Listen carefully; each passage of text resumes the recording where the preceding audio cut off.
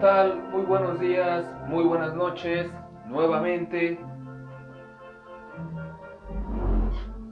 con ustedes su amigo el profesor Ángel, iniciando con nuestros cursos y asesorías para poder comprender mejor la historia universal.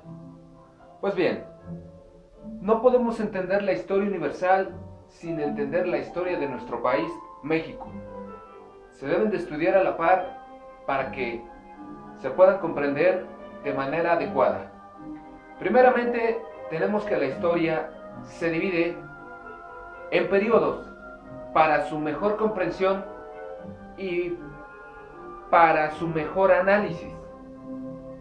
La historia del mundo tiene 4 grandes periodos a través de los cuales se desarrolló y evolucionó el hombre. Claro está, antes hablamos del periodo de la prehistoria, pero no nos van a preguntar prehistoria ni en examen de ingreso a universidad ni en examen de ingreso a bachiller. Nos van a preguntar a partir de la edad moderna o la edad media en adelante.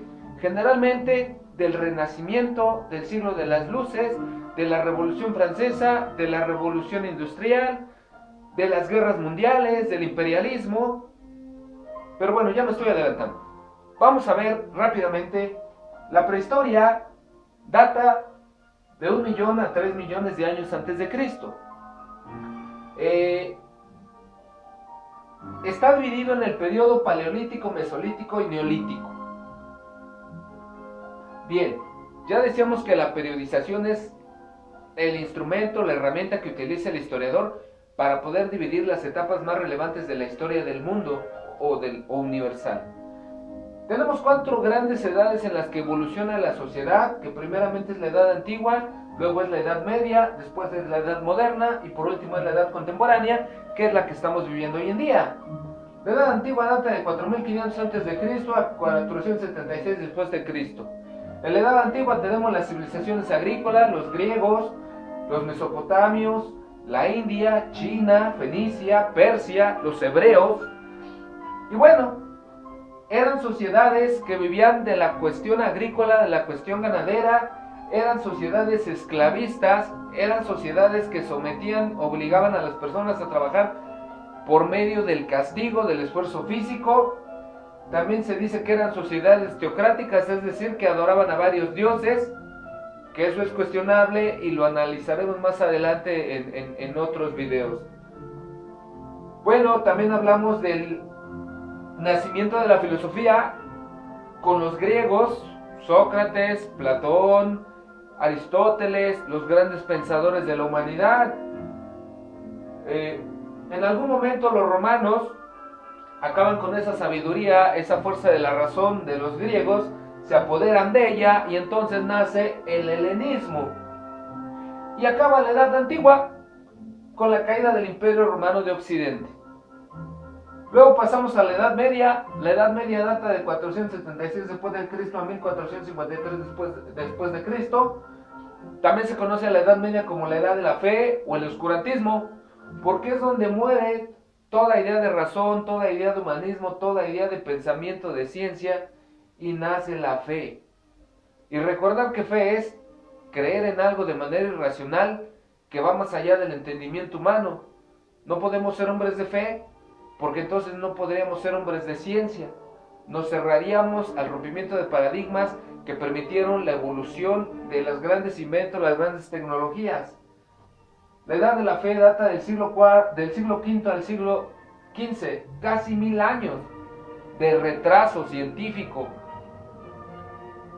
Lo principal son las guerras santas, las cruzadas. Recordar que las guerras santas y las cruzadas eran actos bélicos de conquista, de saqueo de territorios por medio de la imposición de la fuerza bruta y usando el pretexto de la fe. Los caballeros de la corte eran los encargados de esa labor. Hay un confrontamiento entre las ideas cristianas y las ideas islámicas. Nace el feudalismo, que precisamente toma su nombre de la palabra fe. Las principales figuras del feudalismo son el señor feudal y el siervo. y la Edad Media acaba con la caída del Imperio Romano de Oriente, o mejor conocido con la caída de Constantinopla. Bien, luego pasamos a la Edad Moderna. Aquí ya no hablamos de Cristo. Para no meternos en controversias religiosas, debido a que México es un país laico, pero también dentro de las 4 libertades que defendieron las ideas liberales y de la Revolución Francesa está la libertad de culto, solamente vamos a decir que Jesús de Nazaret o Cristo fue un hombre, un mortal, que cambió la idea de pensar del mundo. No fue un ser divino, no fue un ser omnipotente, no fue un ser con fuerzas naturales. Simplemente fue un hombre, un líder, reconocido así por muchos libros de ciencia, muchos libros de historia, de liderazgo. Fue un líder que vino a cambiar la forma de pensamiento del hombre de aquel momento. Simplemente. Y por su forma tan paradigmática de pensar, pues fue cuestionado. Luego viene la Edad Moderna.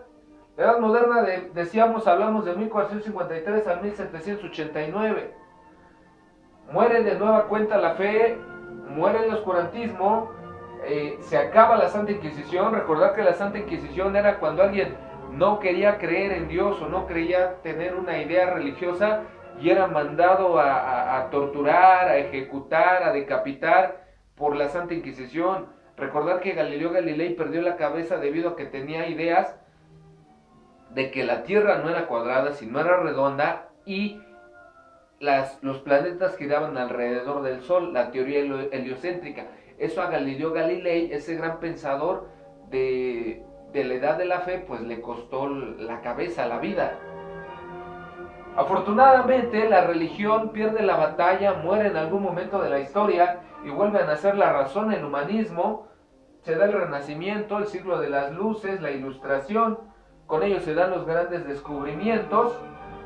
Con ello también se da la Revolución Francesa, puesto que se establecieron gobiernos absolutistas, monárquicos, despóticos, y en algún momento la gente se hartó de que una sola figura, por cuestión divina, por mitos, tuviera el poder. Entonces el pueblo se rebeló y viene la Revolución Francesa.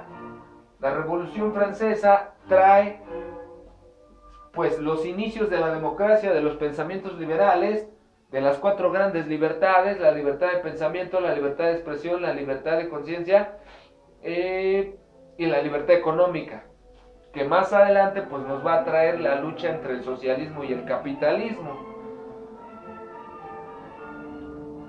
Se da la Revolución Francesa gracias a la existencia de los grandes inventos de la Revolución Industrial.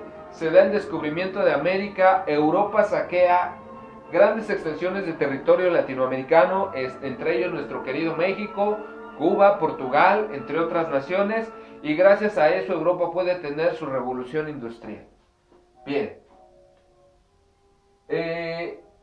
Hay una evolución del comercio, nace la clase burguesa. La clase burguesa es la clase privilegiada que se hace uno a uno con la iglesia y con la monarquía. Pero acuérdense, en cierto momento la gente se harta, Robespierre lanza o llama a la gente a sublevarse, a abolir la esclavitud, a exigir la igualdad de derechos del hombre, a exigir justicia, a exigir democracia, a exigir la muerte literal de la monarquía y el nacimiento de la incipiente democracia con la división de los 4 poderes: ejecutivo, el legislativo y el judicial. Pasamos de una monarquía de una monarquía absolutista a una monarquía parlamentaria con una constitución, hasta que llegamos a una democracia. Después, en la edad contemporánea, una vez que la Revolución Francesa triunfa, pues nace la ambición de las naciones europeas por conquistar el resto del mundo, dado que vieron que el descubrimiento de América les salió muy bien y les redituó muchos beneficios. Entonces nacen los grandes imperios colonizadores y empiezan a conquistar muchos territorios.